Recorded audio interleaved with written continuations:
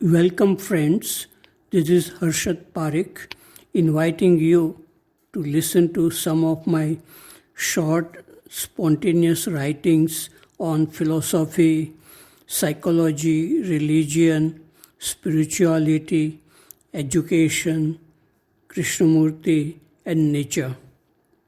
I hope you have a good listening to these writings. This is audio tape number 8. Article number 39.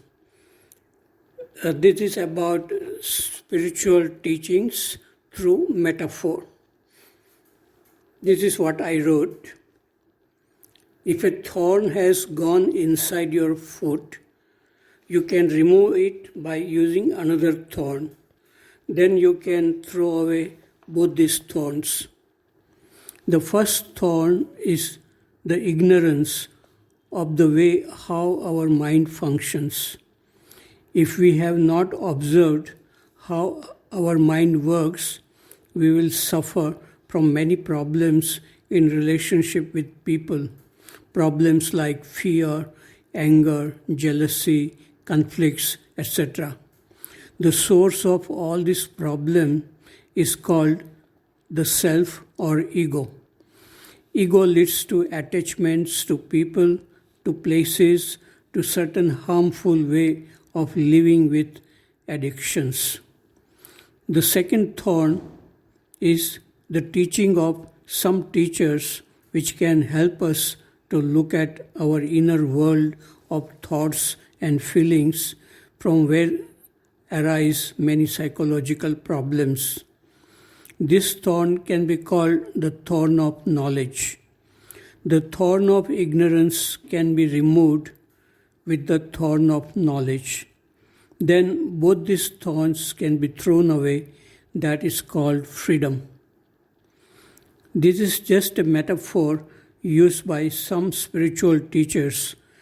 Buddha too used some metaphors like a boat can be used to cross a river.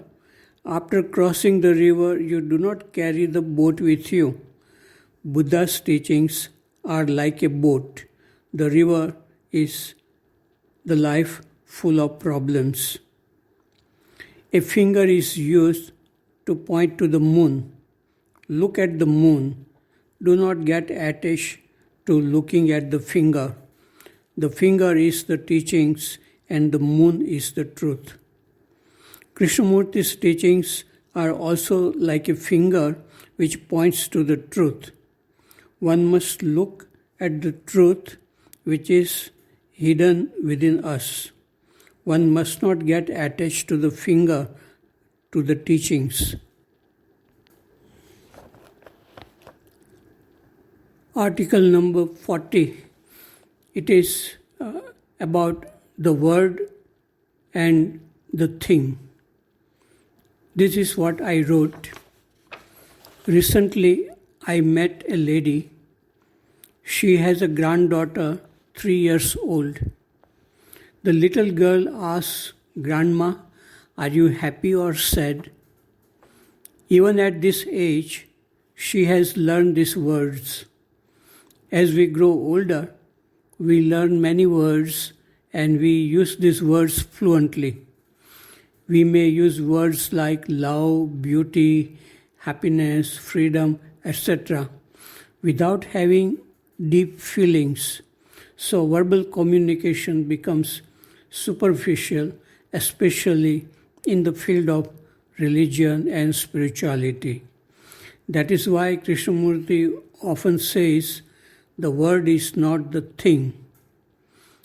Once Krishnamurti said to an artist, the word parrot has blocked you from looking at the thing which flies.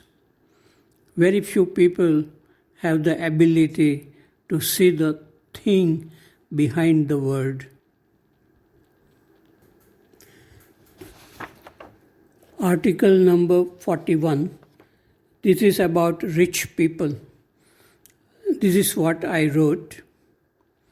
Very frequently, newspapers report names of richest people in India who have several hundreds of crores of rupees. These people can be really happy if they use their money for good purposes instead of building fancy and very expensive houses and buying expensive cars, furniture, etc. Selfishness can never bring happiness. Sometimes children of these rich people get spoiled by too much luxuries. These rich people need good culture to feel happy by using their money for good purpose. We have money in this country, but very little love and compassion, which make life meaningful and happy. I know that these politicians and rich people are not going to read what I am writing, but that is their loss. People like Buddha and Gandhi could affect some rich people. It is difficult to be rich and powerful and yet be wise.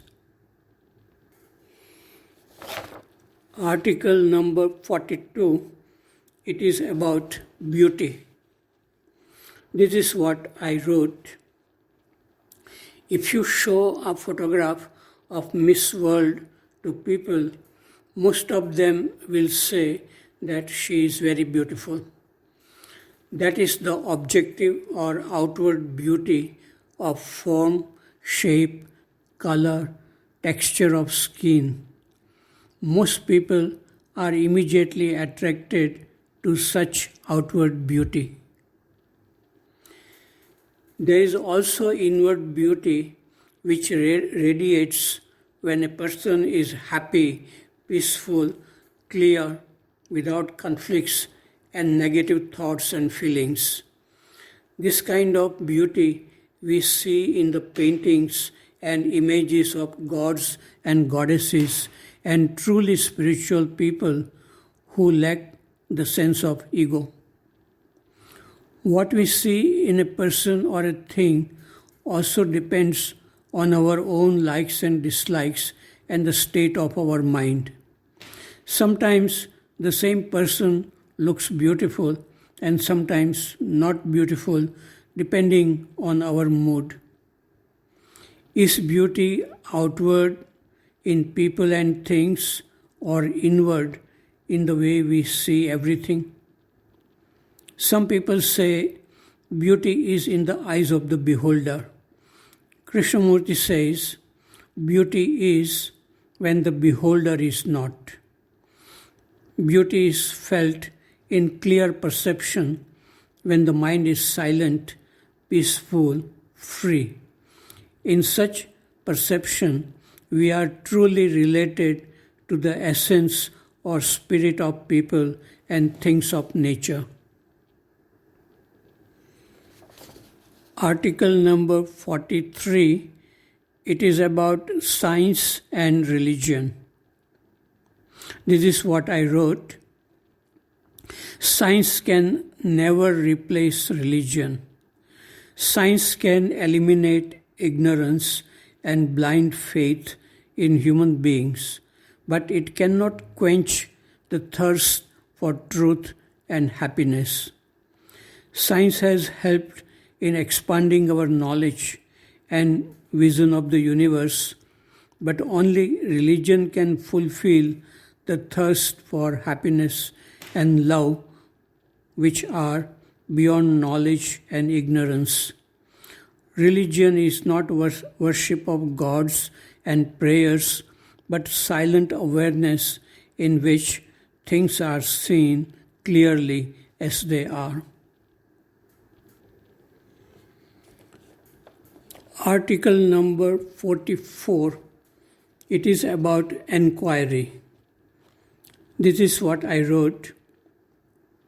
What exactly is the enquiry about which Krishnamurti talked so much?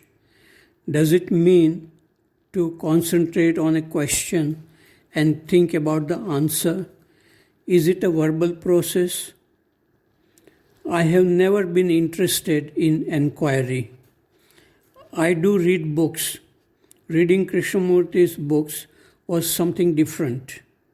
What he said was seen as true quickly. There were no questions, doubts, analysis, confusion. I was mesmerized by what he said. It brought a new way of living in 1973. But now even Krishnamurti's books are of no interest. Nothing moves me deeply. Observation of what is of significance. But here too, there is no effort to observe. Let the mind wander. There is nothing to hold. Thoughts come, thoughts go. The journey is endless. Article number 45. It is about clear seeing. This is what I wrote. There is a proverb in Zen Buddhism which says, "Before I studied Zen, mountains were like mountains. While studying Zen, mountains were not like mountains. After understanding Zen, mountains were like mountains again." This may seem very strange to most people who have not studied Zen.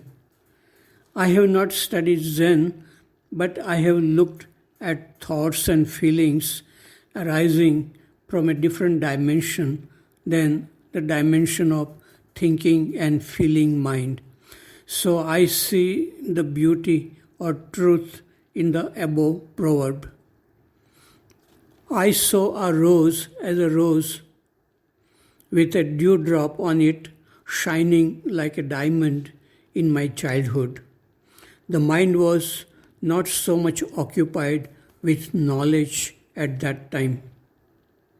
But after I studied in schools and colleges and filled the mind with technical knowledge and worries about future, the rose did not mean anything to my occupied mind. Everything appeared dull and lifeless to the unconsciously chattering mind.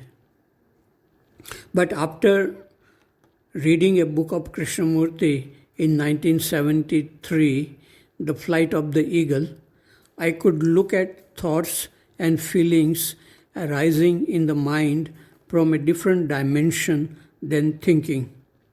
It was amazing to see thoughts without any interference as they were unfolding in the present moment.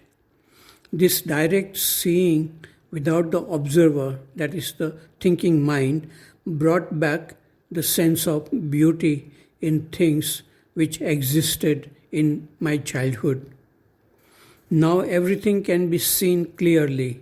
Mountains, trees, flowers, moons and stars, colors in the sky, changing expression on the faces of people without thinking and unconsciously chattering mind.